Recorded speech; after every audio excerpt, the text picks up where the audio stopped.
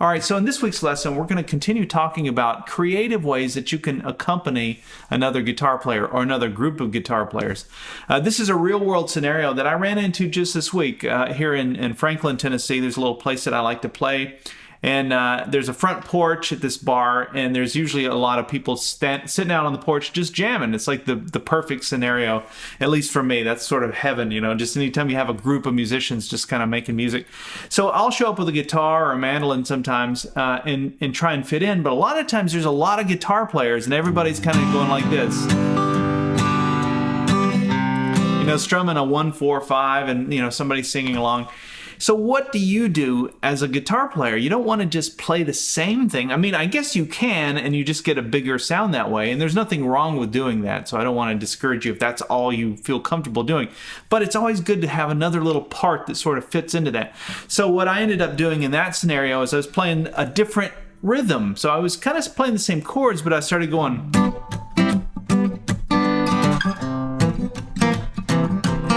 right? Just same chords. Throw in a few little fills here and there, and that's what this lesson is all about. So I'm going to give you some ideas for things you can do rhythmically over a very simple 1-4-5 chord progression to enhance it and make it sound better.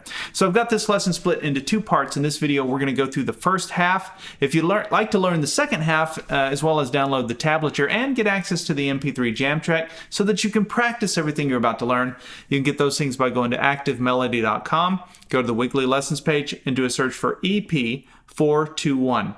All right, so this song that we're going to be playing over is in the key of G, and it's three basic chords. Just a 1-4-5, so you have a G chord, then it goes to a C chord, goes back to a G chord, and then to a D. Kind of simple, kind of boring, actually, without a vocal or something on top of it. Just very simple chords, but you can do so much. And so the first thing we're going to do is we're going to add a very simple layer, which is just playing the same chords, but we're going to change up the rhythm a little bit. So we're going to get away from playing open strings, and I'm doing this for a lot of reasons. The big reason is that you can transpose everything you're going to learn and play it in any key. That's the real reason. But the other reason is that it's easier rhythmically when you don't have open strings. To do something like that, we've got little bursts of notes, and when you have open strings, something ends up ringing out and it becomes a little muddier. So we're going to play our G chord here using the E shape out of Cage. That's where we bar on the 3rd fret, and then these 3 fingers make up the E shape.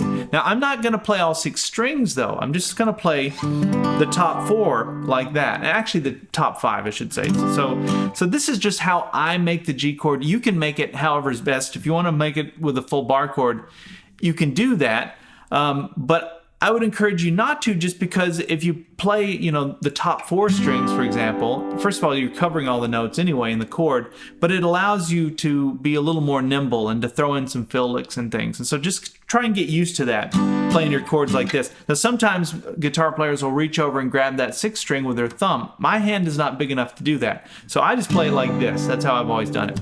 So once you're able to play the chord with your left hand, then your right hand plays a rhythm pattern that sounds like this. Let me do it again. Notice I'm using muted strumming, so I'm pushing down with my left hand here, and then I'm releasing but keeping my fingers on the strings to mute them. That gives me a rhythmic thing. And that way my right hand can just go like this. It can just stay in motion the whole time. Now the notes that you're going to want to listen to or try and play, or the chords you're going to want to try and play, sound like this. It goes down, down, up, down, up. So just do that again. Down, up, down, up. I'm not going to get super specific any more than that, because we could spend a lot of time trying to get to all the specifics. But just, you're going to have, those of you that want everything totally spelled out, you're going to have to go with me on this. This is a little bit like dancing. You're going to have to kind of close your eyes and just feel it. That's easier for some people than it is others. I understand that, but you're just going to have to kind of trust me that it will come to you if you just keep the right hand in motion. Your left hand will mute where it's supposed to. You're just going to have to kind of work at it. But that's the first rhythm. Okay, so then we go to the 4 chord, and I'm going to play a C, but I'm going to add my pinky to the 3rd fret, 3rd string. to get that note, which makes my C chord a C7, C dominant 7.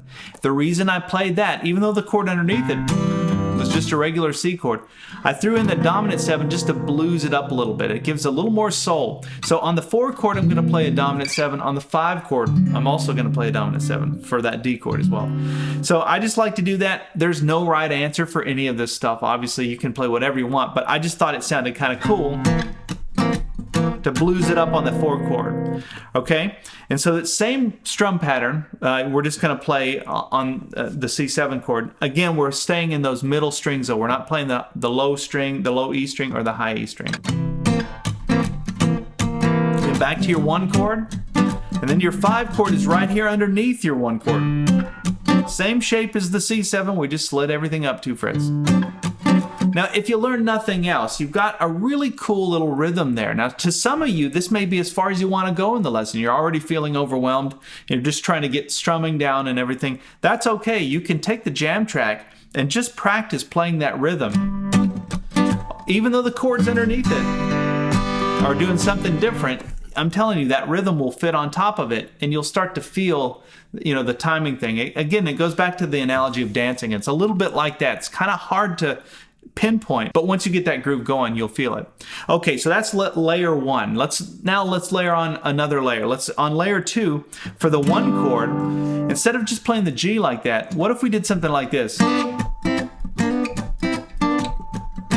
A little bit of a gospel feel. Sounds to me like a gospel piano part.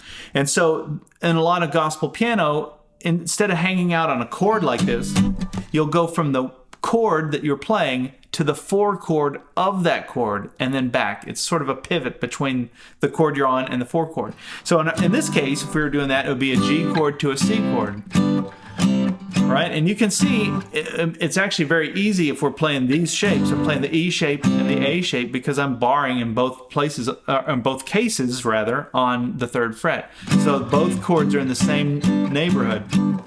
That means I can go to the 4 chord then of the song, which would be the C chord, and play the 4 chord of the 4 chord.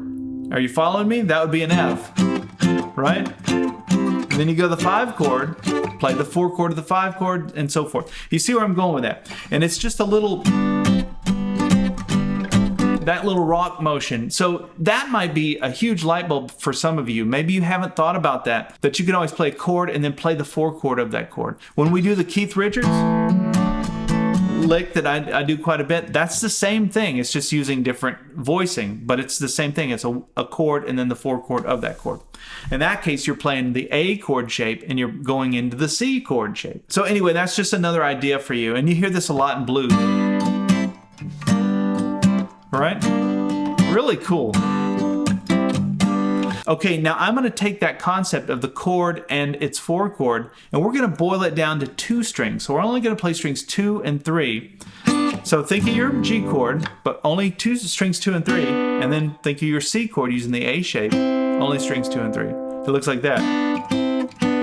All right? The only other thing I'm going to do to that is I'm going to bar the first 3 strings here on the 3rd fret, and when I play that G chord, I'm going to always hammer onto it. It gives it another piano type sound. And you hear that in the blues all the time. You're hammering onto the 3rd interval in the chord. So that's how we're going to play the 1 chord now.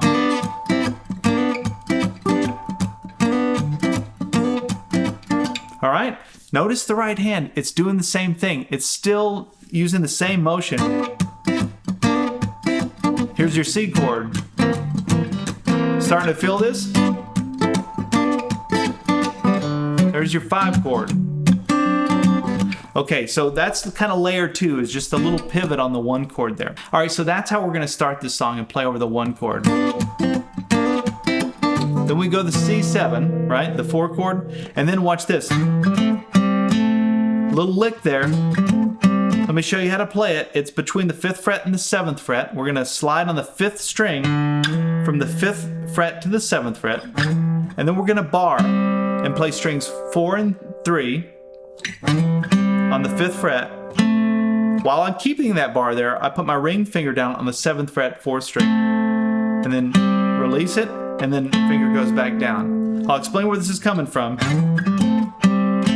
So you played your C7. Really cool little embellishment or a little lick that, you know, like a rhythm fill lick that you're playing off of your C7. And all this is, to me, so when I'm playing the C7, that's just the 7 chord of this chord, right? So there's your C, you know, just your C major chord. And when I'm playing this chord, I know about this little side of the fence. And I've talked about this before, where you've got the triad here, but you've got different bass notes. So I can play a C chord like this with a bass here, or I can play the C chord with a bass note here. And that's what we're doing, is we're sliding up into this position. This would also be the G shape out of the cage, right? So that if you want to think about, relate it to a chord shape, that's where the lick is coming from.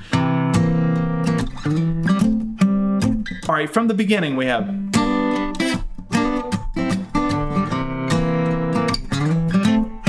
Then we go back to the G. Another little lick here. I want to show you this one. So we play the G chord, and we're still going to be on strings 2 and 3. I'm going to slide up to here. I'm just thinking about the G chord up here using the D shape, but I'm playing strings 2 and 3. And then we come down to the 5th fret, strings 2 and 3, and then there's our hammer-on. So these two we've already done. We're just sliding up into this one. This is the same as this, by the way, so it may be easier for you to play it up here. I just like playing it on strings 2 and 3 because I can go like this. Hear that? Because we're playing in the key of G. Now I said there's no open strings. I guess I lied on this because of this one part. When you're playing the key of G, you've got your open G string, right? And your open B string. And those are 2 notes that are in the G chord anyway. So you can do things like, and play those in between notes on the upstrokes there. So anyway, that's what I did. I went something like that, a little fill lick there. Okay, so from the beginning we have.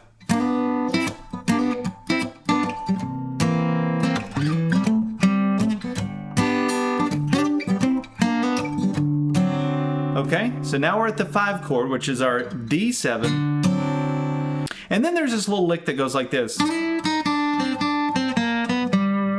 Let me play that again.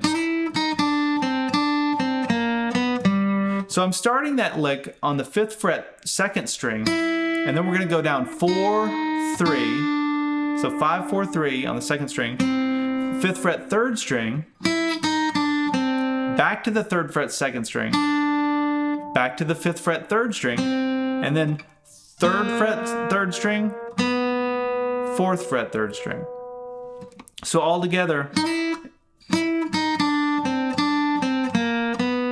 And then the last note is your ring finger on the 5th fret, 4th string. And the way that I'm playing that, I'm cross picking it, or alternate picking, down, up, starting with the downstrokes, down, up, down, up, down, up, down, up, down. So it's just every other one is an up or a down. And that lick is really just a transition to get you from the 5 chord back to the 1 chord, your D chord to your G chord. If you look at the D chord, the D7 chord, you have this note, which is your 3rd fret, 2nd string. So we're walking to that, right? And then we come back to it. So we're really highlighting that D note. And then we come down here and go. And once we come into this, that's the 3rd interval in your G chord. And then there's your G note.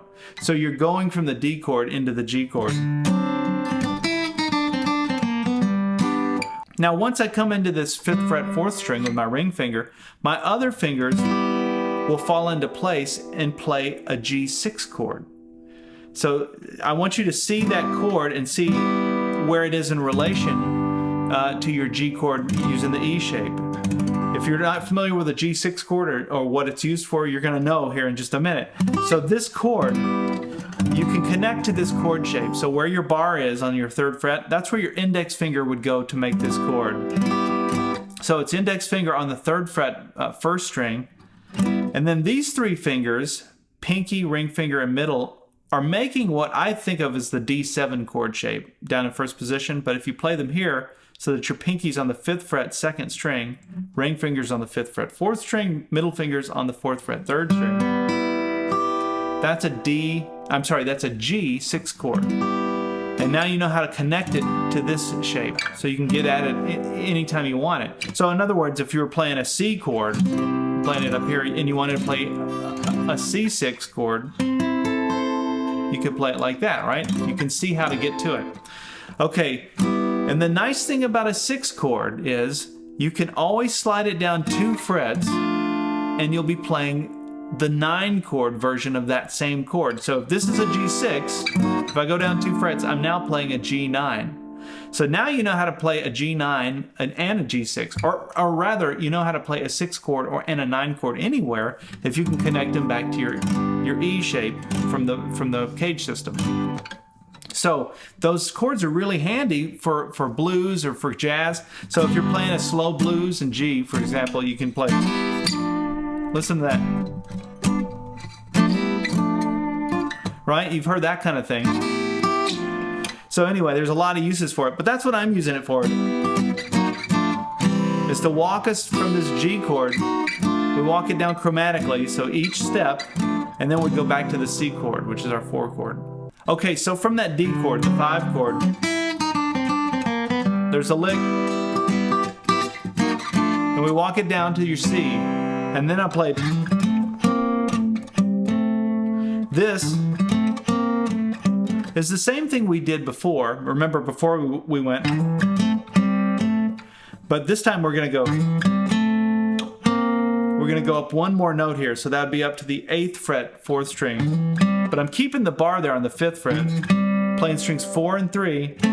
There's the 7th fret, and then I'll reach up to the 8th fret, and that sound is your C7 chord. That's just another way to make a C7, like that. I just love that sound because it's easy to get at too if you think about your triad here.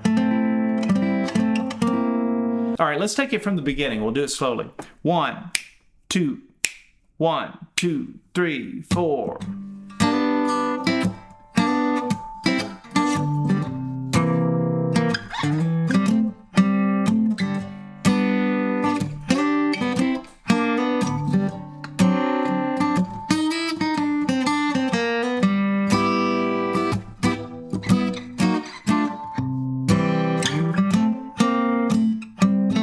Okay, then after that, we go from the G back to the 5 chord, which is your D7, and then back to the G. And then what I played over that goes for the G, for the D7, and then back to your G.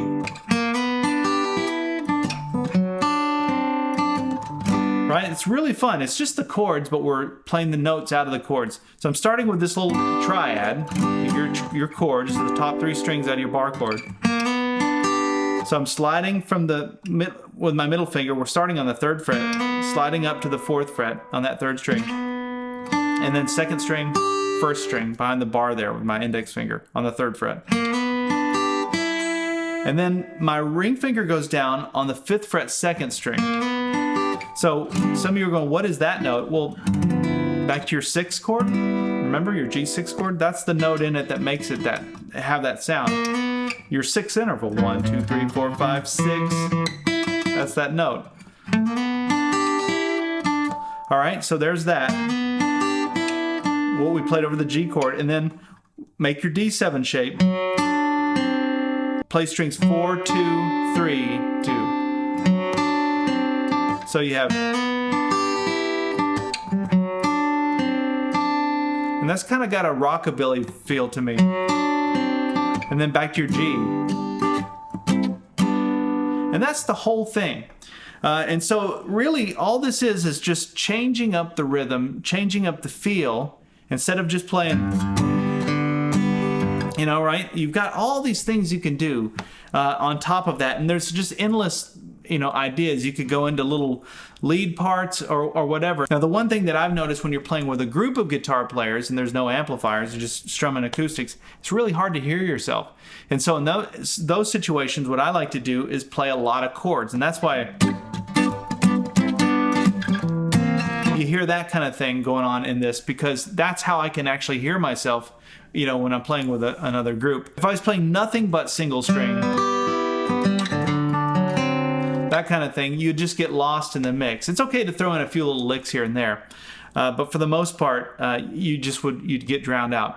All right, let me back up. I'll play through it one more time. We'll play it with the jam track, and then we'll see you in part 2 where we'll learn the rest of this. 1, 2, 3, 4.